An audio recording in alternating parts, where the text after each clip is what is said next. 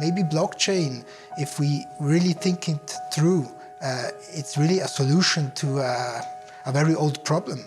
Meaning, my touch point to blockchain was the ownership question. And blockchain is giving a solution to that. My name is Marco Grossi, working at Deloitte Zurich.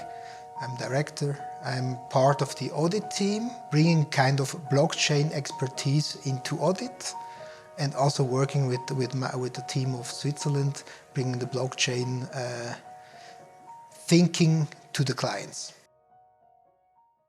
With the blockchain technology, you might reduce the costs. So you might grow in another way. I think that's my message. I think when I go to companies telling them, look, you can continue to grow, but one of the main drivers in the future is maybe to reduce the costs. And blockchain would facilitate processes, not only within the company, but with the provider of services, with your suppliers, with your clients. And I think that's kind of, it's a process-driven view of the economy. And no more company A is doing something, company B is taking over and produce something in addition, and company C is selling. So you can really improve the processes. By improving the processes, you can reduce massively the costs. The audit 20 years ago was with a pencil, was on hard paper, hard copy papers, was on, I think the reports were handwritten, we had them on the computer.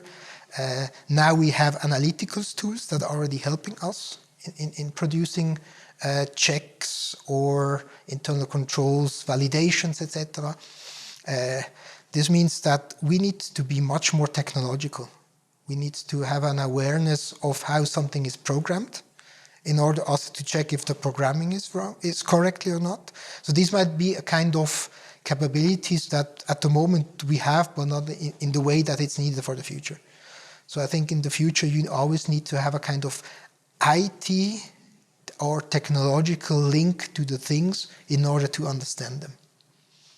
Otherwise, you always need your IT guy sitting next to you, helping you in the understanding of the problem. At the moment, I'm trying to combine the virtual world, meaning the virtual words that people just hear in newspaper, in television, blockchain, Bitcoin, to the real world. So I'm trying to break down the benefits of a blockchain technology into aviation industry, into logistic industry, into watch industry in Switzerland, very important segment. Jewelry, I think one example, Swissness. So we can trace the proof of origin of a stone, of a gem. In the watch industry, you can even, I don't know if you can put in a chip into a watch, and then you can check if you are the owner of the watch you are wearing. And if somebody wants to sell it, I think you can just, by app, whatever, check if it's original or not. So these are kind of the idea where I'm trying to promote the blockchain technology in order to permit normal industries, not the banks because they already recognized the benefit, but really the corporate companies, showing them the benefit from a cash perspective, also the whole intercompany, and from an operational view.